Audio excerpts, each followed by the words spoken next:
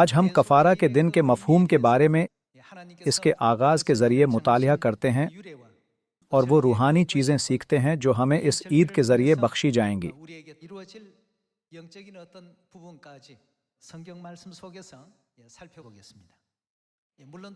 کفارہ کا دن ہمارے گناہوں کو معاف کرنے کا مفہوم رکھتا ہے۔ ہمیں یہ بھی یاد رکھنا چاہیے کہ ہمارے باپ اور ماں ہمارے گناہوں کے باعث درد اور تکلیف سے گزرے تھے۔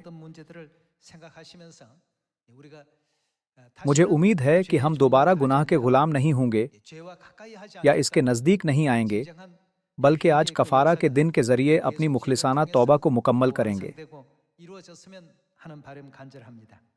پرانے عہد نامہ میں صفنیہ باب 3 آیت 18 پر ایک نظر ڈالتے ہیں۔ خدا نے کہا، میں تیرے ان لوگوں کو جو عیدوں سے محروم ہونے کے سبب سے غمگین اور ملامت سے زیر بار ہیں جمع کروں گا۔ یہاں مقررہ عیدوں سے مراد خدا کی عیدیں ہیں۔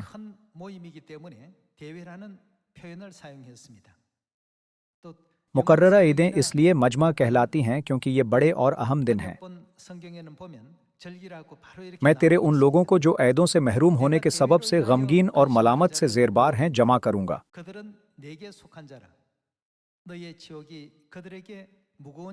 دیکھ، میں اس وقت تیرے سب ستانے والوں کو سزا دوں گا اور لنگڑوں کو رہائی دوں گا، اور جو ہانک دیے گئے ان کو اکٹھا کروں گا، اور جو تمام جہان میں رسوا ہوئے ان کو ستودہ اور نامور کروں گا۔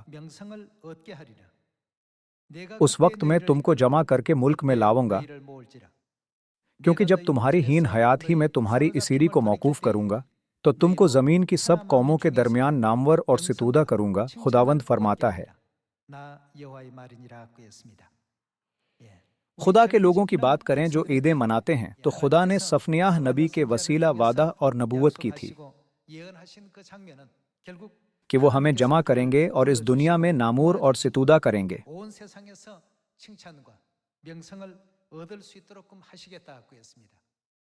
تاہم یہ بھی کہا گیا ہے کہ نامور اور ستودہ کرنے سے پہلے بعض اوقات ہم شرمندہ ہوتے اور مشکلات سے گزرتے ہیں، اگرچہ وہ مختصر اور عارضی ہوں۔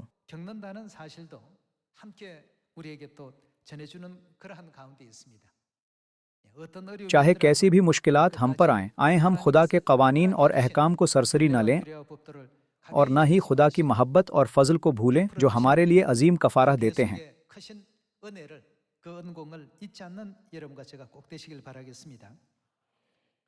جب کفارہ کے دن کی بات ہو تو ہم پرانے عہد نامہ کے زمانہ میں بیابان میں اسرائیلیوں کی زندگی کی تاریخ کو نہیں چھوڑ سکتے۔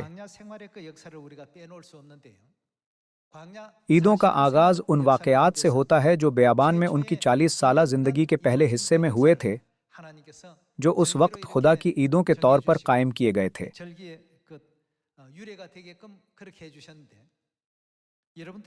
جیسا کہ آپ سب جانتے ہیں، جب اسرائیلی بیابان میں رہتے تھے تو موسیٰ کوہ سینا پر گیا تھا، صحیح؟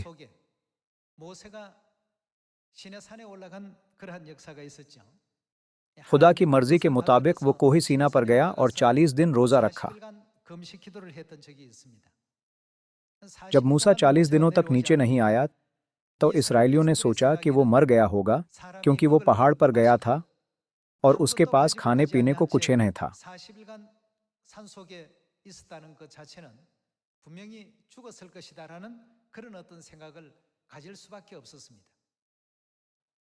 انہوں نے سوچا کہ ہم نے اپنا رہنما کھو دیا ہے اور کہا، تو پھر ہم ایک ایسا رہنما مقرر کرتے ہیں جو ہمیں کنعان کو لے جائے گا۔ ہم ایک دیوتا بنواتے ہیں۔ اس لیے انہوں نے سونے کا ایک بچھڑا بنایا۔ انہوں نے سونے کے بچھڑے کے گرد کھانے پینے اور ناچنے کودنے سے اس کی پوجا کی۔ اس کے ذریعے خدا کا غضب شدید ان پر نازل ہوا۔ لوگوں کو ایک بت کی پرستش کرتے دیکھ کر موسیٰ نے 2 لوہوں کو اپنے ہاتھوں میں سے پٹک دیا اور ان کو پہاڑ کے نیچے توڑ ڈالا۔ سونے کے بچھڑے کی پوجا کرنے کے گناہ کے باعث اس دن 3000 اسرائیلی مارے گئے اور اسرائیلی آخر کار سمجھ گئے کہ ان کا کیا گناہ تھا۔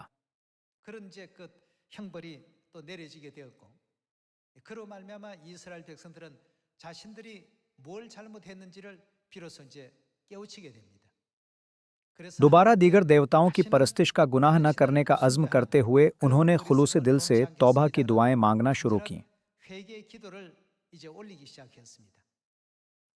खुदा ने उनकी तौबा देखी और मूसा को हुक्म दिया कि वो कोहे सीना पर चढ़ आए ताकि उन्हें दूसरी मर्तबा 10 अहकाम बख्शे जाएं। ये मुक़द्दस कैलेंडर के चहट्टे महीने का पहला दिन था।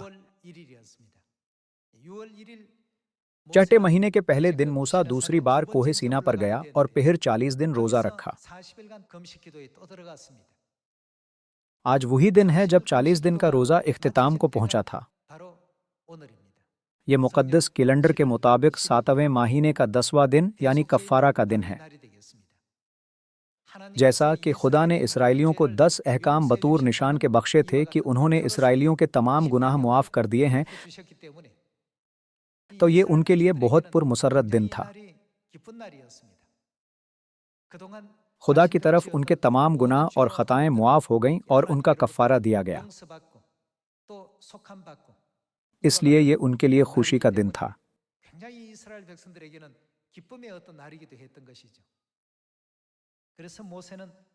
जब मूसा 10 अहकाम की पत्थर की लौहें के साथ नीचे उतरा तो उसने इसराइलियों को खुदा की मर्जी पहुंचाई। खुदा का खेमा यानी 10 अहकाम की पत्थर की लौहें रखने का खेमा बनाने के खुदा के हुक्म की पैरवी करते हुए उन्होंने मुक़द्दस कैलेंडर के 7वें महीने की 15वें तारीख से खेमा का सामान लेना शुरू किया था।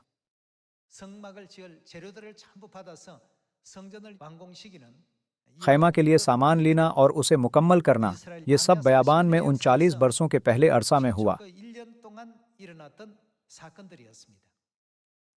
इस गर्ज से कि इसराइलियों को याद रहे।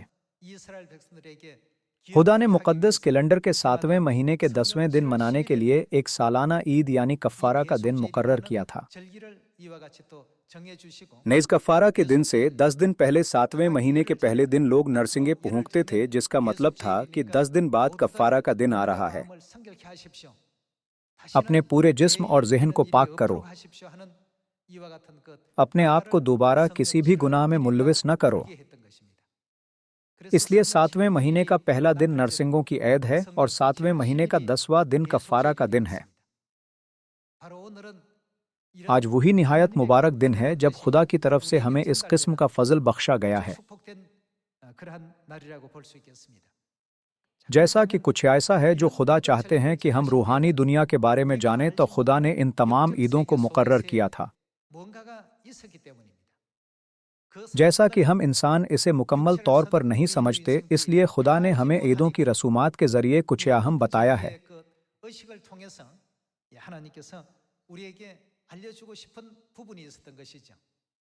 आए हम अहबार बाब 16 से कफ़ारा के दिन में खुदा की मर्जी मालूम करते हैं। हम अहबार बाब 16 आयत 5 की तरफ जाते हैं। और बनी इसराइल की जमात से खता की कुर्बानी के लिए 2 बकरे और सूख्तनी कुर्बानी के लिए 1 मेंढा ले, और हारून खता की कुर्बानी के बछड़े को जो उसकी तरफ से है गुजरान कर अपने और अपने घर के लिए कफ़ारा दे। फिर उन दोनों बकरों को लेकर उनको ख़ैमे इज्तिमा के दरवाज़ा पर खुदावंद के हुजूर खड़ा करे, और हारून उन दोनों बकरों पर चिहट्टियां डाले, एक चिहट्ठी खुदावंद के लिए और दूसरी अजाजिल के लिए हो। कफ़ारा के दिन की अहम तरीन रसूमात में से एक ये है कि सरदार काहिन साल में एक बार पाकतरीन मकाम में दाखिल होता है और पाकतरीन मकाम में किसी जानवर का खून छिड़कता है। कफ़ारा देने की रस्म साल में एक बार होती है। एक और अहम मामला है कि 2 बकरे लेने के बाद सरदार काहिन एक को खता की कुर्बानी के लिए खुदावंद के हुजूर गुजरानता है और अपने दोनों हाथ दूसरे बकरे के सर पर रखता है, जो कि अजाजील है, जो शैतान को जाहिर करता है। हम अगली आयत की तरफ जाते हैं और मालूम करते हैं कि ये रस्म रूहानी लिहाज से हमें क्या दिखाती है। आयत 9, اور جس بکرے پر خداوند کے نام کی چہٹھی نکلے اسے ہارون لے کر خطا کی قربانی کے لیے چڑھائے، لیکن جس بکرے پر عزازیل کے نام کی چہٹھی نکلے وہ خداوند کے حضور زندہ کھڑا کیا جائے تاکہ اس سے کفارہ دیا جائے اور وہ عزازیل کے لیے بیابان میں چھوڑ دیا جائے۔ اور ہارون خطا کی قربانی کے بچھڑے کو جو اس کی طرف سے ہے آگے لا کر اپنے اور اپنے گھر کے لیے کفارہ دے، اور اس بچھڑے کو جو اس کی طرف سے خطا کی قربانی کے لیے ہے ذبح کرے، اور وہ ایک بخور دان کو لے جس میں خداوند کے مذبح پر کی آگ کے انگارے بھرے ہوں، اور اپنی مٹھیاں باریک خوشبودار بخور سے بھر لے اور اسے پردہ کے اندر لائے، اور اس بخور کو خداوند کے حضور آگ میں ڈالے تاکہ بخور کا دھواں سرپوش کو جو شہادت کے صندوق کے اوپر ہے چھپا لے کہ وہ ہلاک نہ ہو۔ پھر وہ اس بچھڑے کا کچھ خون لے کر اسے اپنی انگلی سے مشرق کی طرف سرپوش کے اوپر چھڑکے، اور سرپوش کے آگے بھی کچھ خون اپنی انگلی سے 7 بار چھڑکے۔ پھر وہ خطا کی قربانی کے اس بکرے کو ذبح کرے جو جماعت کی طرف سے ہے، اور اس کے خون کو پردہ کے اندر لا کر جو کچھ اس نے بچھڑے کے خون سے کیا تھا وہی اس سے بھی کرے، اور اسے سرپوش کے اوپر اور اس کے سامنے چھڑکے، اور بنی اسرائیل کی ساری نجاستوں اور گناہوں اور خطاؤں کے سبب سے پاکترین مقام کے لیے کفارہ دے، اور ایسا ہی وہ خیمہ اجتماع کے لیے بھی کرے جو ان کے ساتھ ان کی نجاستوں کے درمیان رہتا ہے۔ اور جب وہ کفارہ دینے کو پاکترین مقام کے اندر جائے تو جب تک وہ اپنے اور اپنے گھرانے اور بنی اسرائیل کی ساری جماعت کے لیے کفارہ دے کر باہر نہ آ جائے، اس وقت تک کوئی آدمی خیمہ اجتماع کے اندر نہ رہے۔ پھر وہ نکل کر اس مذبح کے پاس جو خداوند کے حضور ہے جائے اور اس کے لیے کفارہ دے، اور اس بچھڑے اور بکرے کا تھوڑا تھوڑا سا خون لے کر مذبح کے سینگوں پر گرداگرد لگائے، اور کچھ خون اس کے اوپر 7 بار اپنی انگلی سے چھڑکے، اور اسے بنی اسرائیل کی نجاستوں سے پاک اور مقدس کرے۔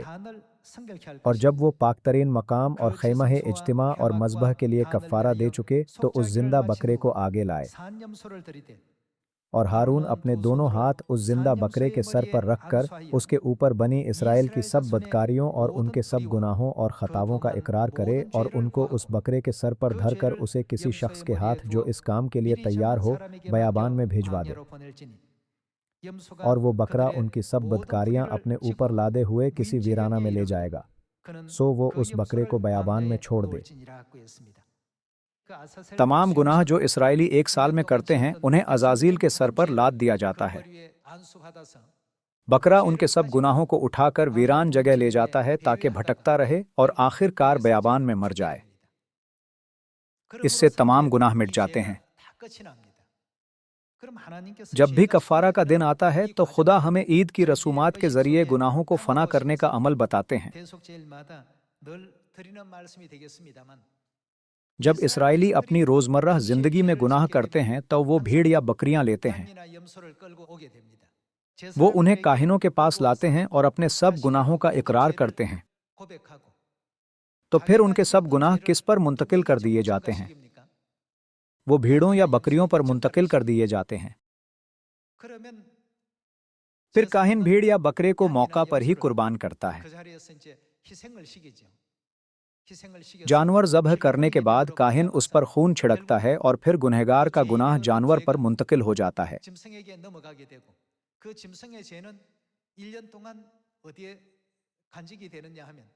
جو گناہ جانور پر منتقل کیا جاتا ہے اسے 1 سال تک مقدس میں رکھا جاتا ہے۔ مقدس گناہ اٹھائے رکھتا ہے، اگرچہ یہ گنہگار ہی ہے جس نے گناہ کیا تھا، پر گناہ جانور اٹھا لے جاتا ہے۔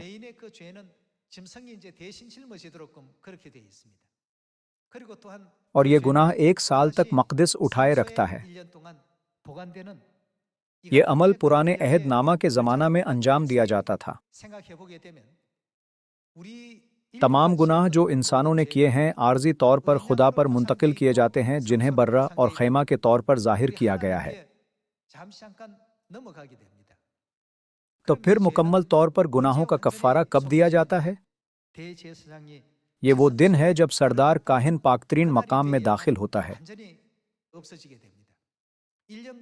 گناہ 1 سال کے لیے ملتوی کر دیے جاتے ہیں۔ اگرچہ یہ کہا گیا ہے کہ گناہ معاف ہو جاتے ہیں، پر وہ ہمیشہ کے لیے غائب نہیں ہوتے، وہ 1 سال تک مقدس میں رہیں گے۔ जब कफ़ारा का दिन आता है तो सरदार काहिन पाक तरीन मकाम में जाता है जहां वो बेल और बकरे का खून छिड़कता है। उस दिन जब वो पाक तरीन मकाम में दाखिल होकर बाहर निकलता है तो वो सब गुनाह जो 1 साल तक मक़दिस में रहते हैं किस पर मुंतकिल होंगे। जब वो अज़ाज़ील पर हाथ रखकर दुआ करता है तो तमाम गुनाह उस पर मुंतकिल हो जाते हैं, सिर्फ इसलिए कि खुदा कहते हैं कि हमें मुआफ़ कर दिया गया है। इसका मतलब ये नहीं कि हमारे गुनाह फ़ौरन गायब हो जाएं। इस अमल के ज़रिए हमारे गुनाहों का कफ़ारा दिया जाता है। अज़ाज़ील लोगों के तमाम गुनाह उठाकर किसी वीरान जगह पर भटकता है और फिर मर जाता है।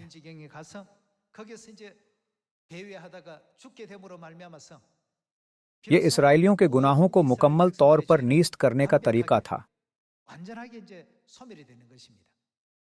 जब हम कहते हैं कि हमें माफ़ कर दिया गया है तो इसका मतलब है कि मसीह जो मक़दिस हैं हमारे तमाम गुनाह उठा रहे हैं। इसका मतलब ये नहीं कि गुनाह फ़ौरन मुकम्मल तौर पर गायब हो जाते हैं।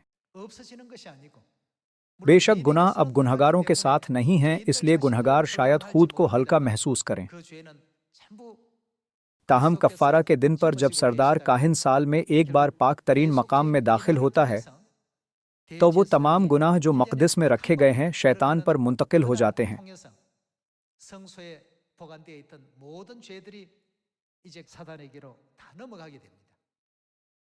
शैतान गुनाह का सबब है। वो भटकता है और गुनाह की जिम्मेदारी लेते हुए आखिर में मर जाता है। गुनाह अपनी असल जगह पर चला गया और मुकम्मल तौर पर फना हो गया। खुदा ने हमें पुराने अहदनामा में कफ़ारे के दिन की रस्म से इस अमल को समझाया। तो फिर मक़दिस किसको जाहिर करता है? हम यिर्मयाह बाब 17 देखते हैं। यिर्मयाह बाब 17 आयत 12 में कहा गया है कि हमारे मक़दिस का मकान अज़ल ही से मुकर्रर किया हुआ जलाली तख्त है, ऐ खुदावंद इस्राएल की उम्मीदगाह।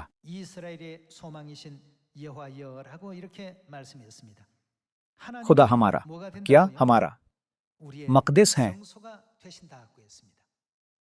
आम दिनों पर इसराइलियों के तमाम गुनाह मक़दिस पर मुंतकिल होते हैं। गुनाहों का बोझ, तलखी और दर्द खुदा पर मुंतकिल होते हैं जो मक़दिस हैं, और फिर कफ़ारे के दिन पर गुनाह शैतान पर मुंतकिल हो जाते हैं। खुदा कहते हैं गुनाह तुम्हारी तरफ से हैं, इसलिए उन्हें वापस ले जाना। ये कफ़ारे का दिन है जब सरदार काहिन पाकतरीन मकाम में दाखिल होता है, यानी जब हमारे गुनाह मुकम्मल तौर पर मुआफ़ हो जाते, फना हो जाते और गायब हो जाते हैं।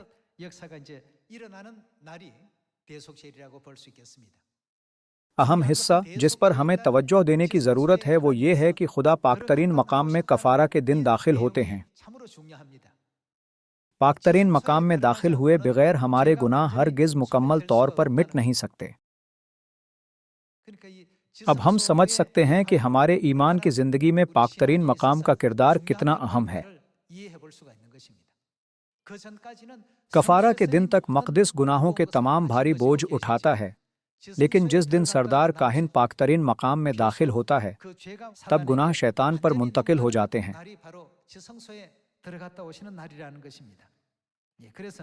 यिर्मयाह बाब 17 में कहा गया है कि खुदा हमारा मक़दिस हैं।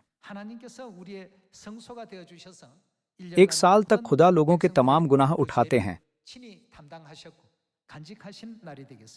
हम यूहन्ना बाब 1 आयत 29 से पढ़ते हैं।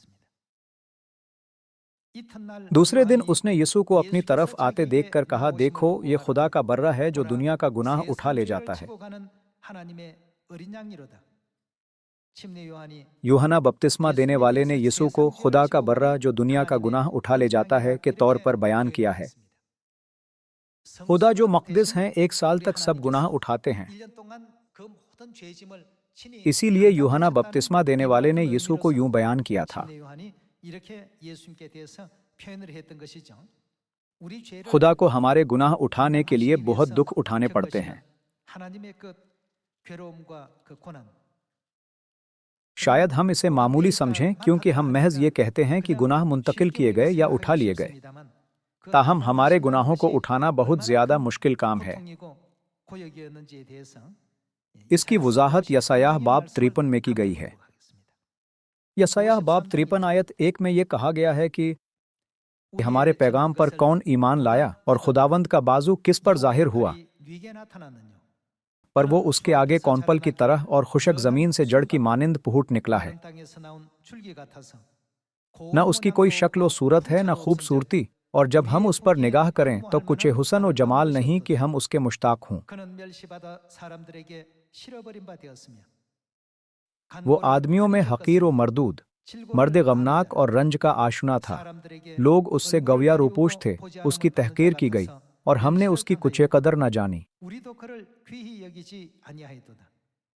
तो भी उसने हमारी मशक्क़तें उठा लीं और हमारे गमों को बर्दाश्त किया, पर हमने उसे खुदा का मारा कूटा और सताया हुआ समझा। हालांकि वो हमारी खताओं के सबब से घायल किया गया और हमारी बदकिरदारी के बायस कुचला गया। खुदा को घायल किया गया, कुचला गया, हकीर जाना गया, मारा गया और सताया गया, लेकिन हमने खुदा का शुक्र अदा भी नहीं किया जो हमारे गुनाह मुआफ कर देते हैं। हमने उनकी कदर नहीं की।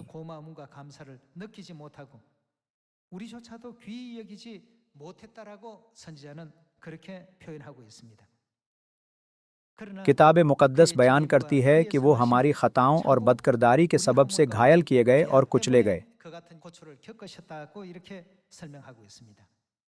आयत 6 से जारी रखते हैं, हम सब भीड़ों की मानिंद भटक गए, हम में से हर एक अपनी राह को पिहरा, पर खुदावंद ने हम सब की बदकिरदारी कौन उस पर ला दी। इसराइली उन गुनाहों को जो वो हर रोज करते हैं बर्रों पर मुंतकिल करते हैं। आखिरकार बर्रे कुर्बान किए जाते हैं और उनका खून मक़दिस पर मुंतकिल हो जाता है, जिसका मतलब है कि गुनाह मक़दिस पर मुंतकिल हो जाते हैं। मक़दिस 1 साल तक गुनाहों को जमा करता है। कफ़ारा के दिन पर जब सरदार काहिन साल में एक बार पाक तरीन मकाम में दाखिल होता है तो हमारे तमाम गुनाह हमेशा के लिए मुआफ़ हो जाते हैं। फ़र्ज़ करें आपने मुक़द्दस कैलेंडर के पहले महीने की पहली तारीख को गुनाह किया है। इसका मतलब है कि आपको 7वें महीने के 10वें दिन तक इंतज़ार करना है। सिर्फ तभी आपके गुनाह मुकम्मल तौर पर ख़त्म हो सकते हैं। कौन उस दिन तक गुनाह उठा लेगा? मक़दिस। मसीह जो मक़दिस हैं सब तकलीफ़ें और दर्द उठाते हैं।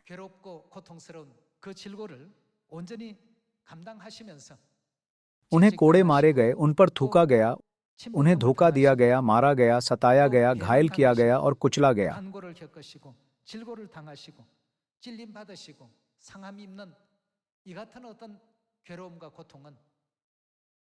ये सब हमारे गुनाहों और खताओं के बायस है जो हमने उन पर डाल दी थीं।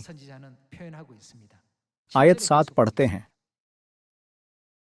वो सताया गया तो भी उसने बर्दाश्त की और मुंह न खोला। जिस तरह बर्रा जिसे ज़ब्ह करने को ले जाते हैं और जिस तरह भीड़ अपने बाल कतरने वालों के सामने बेजुबान है, उसी तरह वो खामोश रहा। वो जुल्म करके और फतवा लगाकर उसे ले गए, पर उसके ज़माना के लोगों में से किसने ख्याल किया कि वो जिंदों की ज़मीन से काट डाला गया। मेरे लोगों की खताओं के सबब से उस पर मार पड़ी। उसकी कब्र भी शरीरों के दरमियान ठहराई गई और वो अपनी मौत में दौलतमंदों के साथ मुआ, हालांकि उसने किसी तरह का जुल्म न किया और उसके मुंह में हरगिज छल न था। लेकिन खुदावंद को पसंद आया कि उसे कुचले। उसने उसे गमगीन किया। जब उसकी जान गुनाह की कुर्बानी के लिए गुजरानी जाएगी तो वो अपनी नस्ल को देखेगा। उसकी उम्र दराज होगी और खुदावंद की मर्जी उसके हाथ के वसीला से पूरी होगी। अपनी जान ही का दुख उठाकर वो उसे देखेगा और सीर होगा। अपने ही इरफान से मेरा सादिक खादिम बहुतों को रास्तबाज ठहराएगा, क्योंकि वो उनकी बदकिरदारी खुद उठा लेगा। इसलिए मैं उसे बुजुर्गों के साथ हिस्सा दूंगा और वो लूट का माल जोरावरों के साथ बांट लेगा, क्योंकि उसने अपनी जान मौत के लिए उंडेल दी और वो खताकारों के साथ शुमार किया गया। तो भी उसने बहुतों के गुनाह उठा लिए और खताकारों की शिफाअत की। 범죄자를 위하여 기도하였느니라 하시니라고 했습니다. ये दिखाता है कि हमारे गुनाहों को मक़दिस पर कैसे मुंतकिल किया गया था, और यसायाह बाब 53 बयान करता है कि ये हकीकत में कैसे पूरा हुआ। 이 장면이 영적으로 바라보게 되면 이런 어떤 현실로 나타나게 됐다는 것을 우리가 생각할 때 ईद मनाते हुए हमें हरगिज़ बाप और माँ का शुक्र अदा करना नहीं भूलना चाहिए कि उन्होंने हमारे आसमान और ज़मीन पर किए गए गुनाहों का तमाम भारी बोझ खामोशी से उठा लिया। 어머니의 그 희생에 대한 고마움과 감사를 이 절기를 통해서 결코 잊지 않는 우리 모두가 되어야 되겠습니다. 만일 खुदा की कुर्बानी के खून के बगैर हम हरगिज़ गुनाहों की मुआफ़ी हासिल करने के काबिल न होते। 결단코 올 수가 없습니다. 왜냐하면 그 희생이 없고서는 बैलों और बकरों के खून के बगैर सरदार काहिन पाक तरीन मकाम में दाखिल नहीं हो सकता था। 결단코 지성소에 들어갈 수가 없습니다. उस कुर्बानी और मौत की बदौलत सरदार काहिन पाक तरीन मकाम में दाखिल हो सका और पाक होने की रस्म मुनाकिद की जा सकी। नतीजतन गुनाह मुकम्मल तौर पर अज़ाज़ील यानी शैतान इब्लीस को मुंतकिल हो गए थे। आएं इफ्सियों की किताब पर एक नज़र डालते हैं। बाब 1 आयत 7 हमको उसमें उसके खून के वसीला से क्या मखलसी यानी कसूरों की मुआफ़ी उसके उस फजल की दौलत के मुआफ़िक हासिल है। बैलों और बकरों के खून यानी खुदा की कुर्बानी के बगैर कोई भी कफ़ारा के दिन पर भी पाक तरीन मकाम में दाखिल नहीं हो सकता था। सरदार काहिन को साल में एक बार पाक तरीन मकाम में दाखिल होने का मौका बख्शा गया था, लेकिन वो खता की कुर्बानी के खून के बगैर वहां दाखिल नहीं हो सकता था। खता की कुर्बानियों का खून किसके खून को जाहिर करता है? आखिरकार मसीह आन सांग हुंग हमारे आसमानी बाप और हमारी आसमानी माँ की कुर्बानी ने हमें गुनाहों की मुआफ़ी हासिल करने के काबिल बनाया है। उनकी कुर्बानी ने हमें गुनाह की गुलामी और गुनाह की जंजीरों से आज़ाद किया है। उन्होंने हमें ये कहते हुए आज़ाद किया है कि अब तुम आज़ाद हो। वो तमाम गुनाह जो इसराइलियों ने किए थे, गुनाह के बानी शैतान को जाहिर करने वाले इज़ाज़ील को मुंतकिल हो गए थे, और इज़ाज़ील बयाबान में भटकता रहा और मर गया था कि उनके गुनाह मुकम्मल तौर पर ख़त्म हो जाएं। खुदा ने इस अमल को कफ़ारा के दिन की रसूमात में तरतीब दिया था। हम मुकाशफा बाब 22 आयत 10 पर एक नज़र डालते हैं। और उनका गुमराह करने वाला इब्लीस आग और गंधक की उस जेहेल में डाला जाएगा जहां वो हैवान और झूठा नबी भी होगा। और उनके साथ क्या होगा? वो रात दिन अब्दुल्लाबाद अजाब में रहेंगे। आखिर में शैतान अत्थाह गड्ढे में कैद है और खुदा के लोगों को मजीद धोखा नहीं दे सकता। वहां शैतान रात दिन अब्दुल्लाबाद अजाब में रहेगा। ये मंजर इज़ाज़ील के दर्द और करब को जाहिर कर रहा है जो बियाबान में इधर उधर भटकता है। ये कहा गया है, और उनका गुमराह करने वाला इब्लीस आग और गंधक की उस जेहेल में डाला जाएगा जहां वो हैवान और झूठा नबी भी होगा, और वो रात दिन अब्दुल्लाबाद अजाब में रहेंगे। पिछली आयत से देखते हैं।